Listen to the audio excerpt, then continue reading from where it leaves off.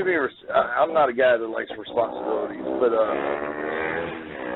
CCW, it was, like I said, it was on a downward spiral. They were drawing like 25 people, and you're talking about a building that seats like 4,500, and they were drawing 25 people. And the Veterans Council, I was in the office with Mark Acker, the guy who runs the Coliseum, and the Veterans Council told him, said, if the rent money ain't in the drawer tomorrow morning, don't even worry about setting up next week. And I love this place. I've been coming out here a long time, and I went to Mark and I said, Mark, give me one chance. Give me 2 shows to make this work. If I can't do it, then you got to do what you got to do. So he gave me the chance, and I've had it since August, and we went from 25 to 125. Oh, wow. So what are some of the things you did to build it up? Bringing in good talent and advertising was, nobody ever took the time to do any of the legwork. They just thought that that old Waynesboro philosophy, put it on and they will come. That's not true. Yeah, you got to promote a lot, right? Oh, yeah, it's a lot of work. I work, it's a 7-day-a-week job. It's not just something I do on the weekends. How do you feel about being the guy that I guess I would say saved CCW? Well, I don't like to say that I saved it. I've had a lot of help. A lot of good wrestlers that's come in and did me favors, and I gotta give Mark Acker a lot of credit because he went to bat and fought for me. So I wouldn't say I saved it. I'd say I was part of saving it. Uh-huh. Okay, Vitamin C, you got a question? Yes, I do. Is there any wrestlers that have been recently released by WWE or TNA that you would like to have? Like, do you have a little wish list of guys you'd like to work with? Yeah, John Morrison would be on top of that list. I think John Morrison's an excellent worker, and he would be probably one of my top guys I would bring in that's been previously released. I agree completely. John Morrison is definitely a great worker, and he knows his way around the ring, and he knows how to high fly, and yeah, I agree completely. Vitamin C, do you have another one? Do you want to go 2 by 2 here? Yeah, I actually have a lot, because I've done research. UCW is a great promotion. I wanted to also ask you what your policy is, because I know some promotions want to play it family friendly and some want to push the buttons a little. What your stance is on juicing and on nudity? Juicing. Well, being a hardcore wrestler myself, that's how I made my name, was bleeding all over the place. Now, this day, the present day, I think it's got its place, but it's not necessary. I think hardcore wrestling's been played out. The only thing left is to go out there and shoot somebody and them go over, but I just don't think it's as necessary now as it was. It's wrestling. It still has a place. You put 2 guys in the cage and neither one of them get any blood, there's something wrong. But yeah, that's not realistic. I agree. Yeah, it's got its place. I just don't think it's necessary to have it every single show. CCW kind of built itself on hardcore wrestling. It's just, I'm going to be honest with you, man, there's a lot of guys out there now that I wouldn't be scared to bleed with. It's just, it's a dirty world out there now. On that subject, I have just 2 more questions I want to throw it to you, and then I'll give it back to Chevy for 4 questions. I wanted to know, based on what you just said, what you think about Abdul the Butcher testing positive for hepatitis. Okay, here. Hello? Hello?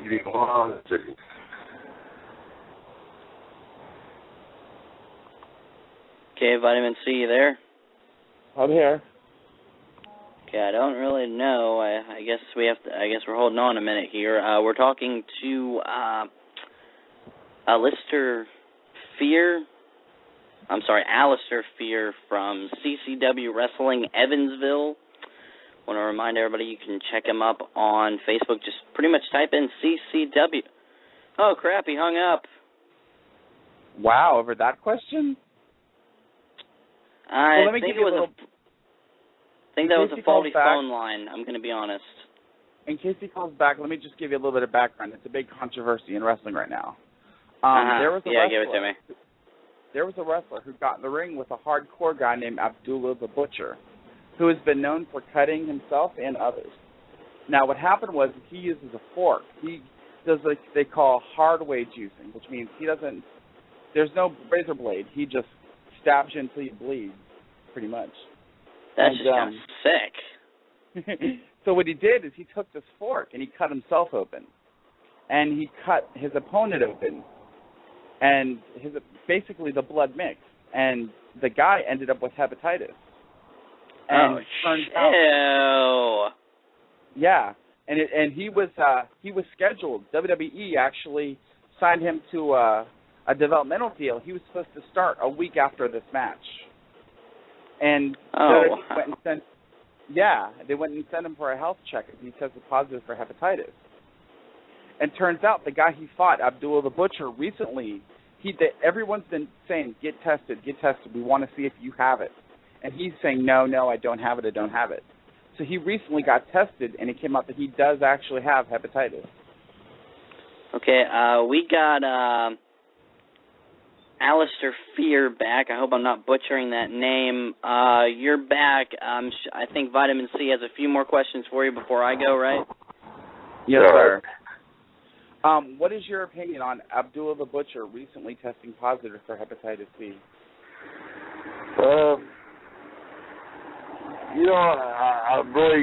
I really like Abdullah, and I never thought that he would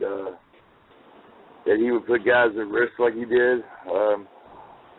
Abby's been doing this a long time and bled with a lot of people, but when the situation first appeared and they asked him to get tested, I think he should have done it. I think that was reckless and something for him to do that.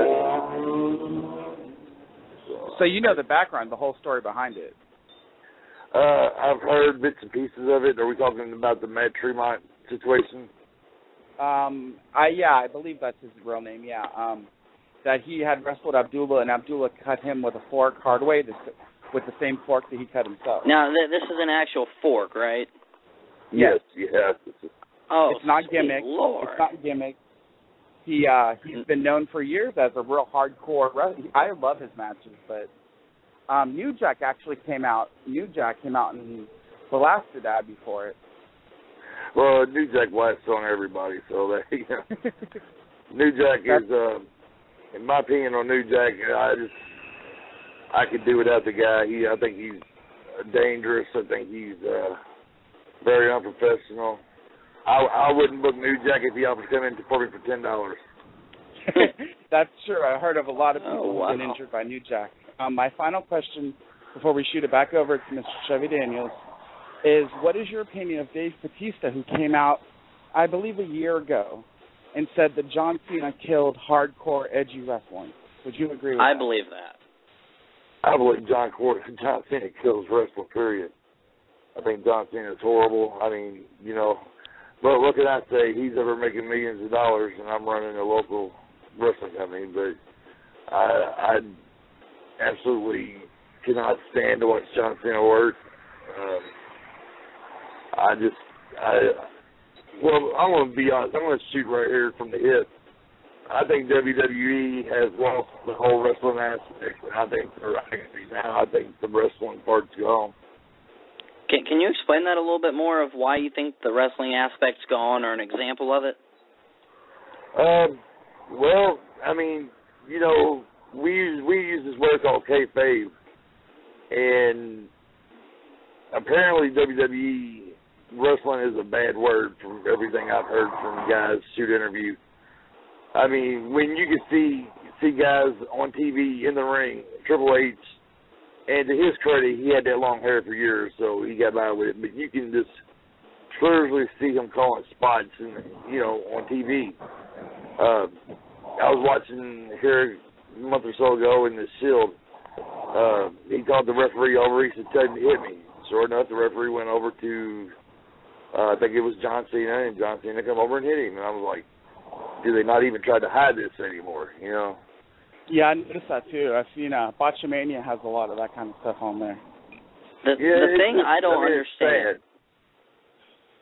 Sorry, go ahead. Go ahead. I'm listening, buddy. Let me see. Oh, God.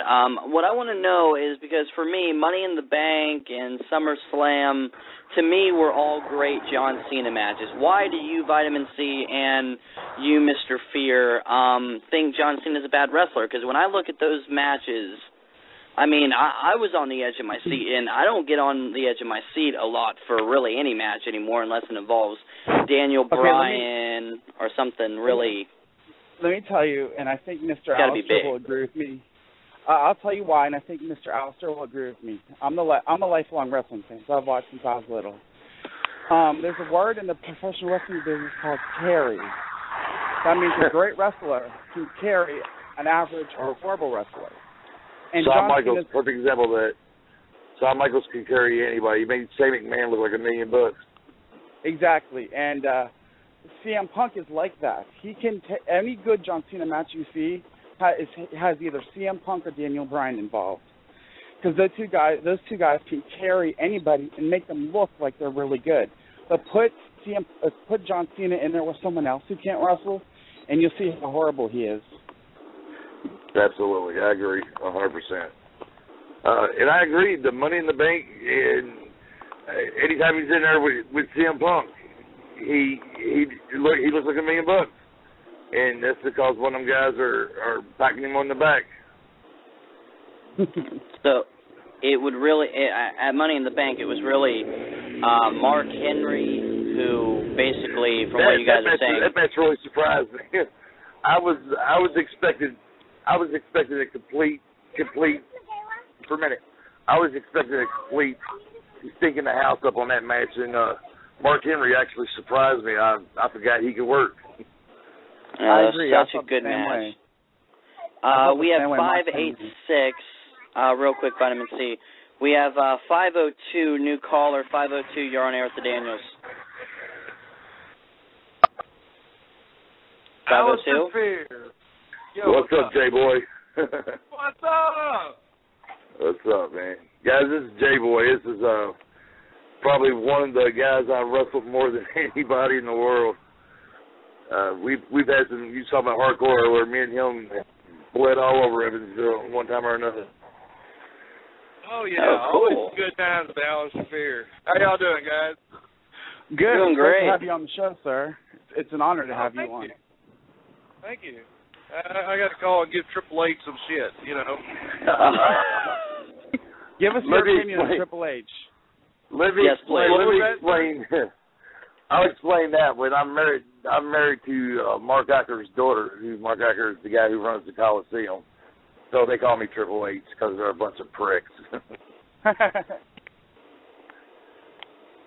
we got to give him some shit every once in a while. So what is your opinion on the actual Triple H? Are you a fan, or are you the actual Triple not H? a fan?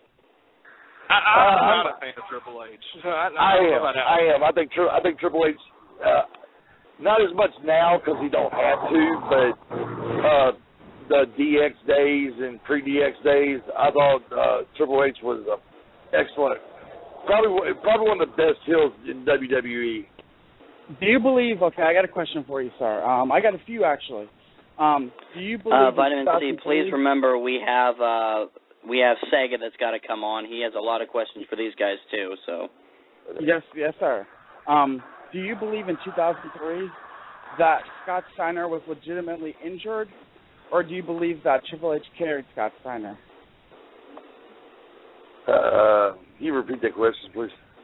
In 2003, there was a feud between Scott Steiner and Triple H. And the rumor going around is that Triple H had to carry Scott Steiner. But Scotty says that he was legitimately hurt, and that's why he came off like that. What's your opinion? Well, it's hard to believe that anybody had to carry Scott Steiner. I mean, I don't know if people remember the Steiner brothers. Scott Steiner is a phenomenal worker. The bigger he got, the little bit, less ability he was. But I think if Triple H had a carry,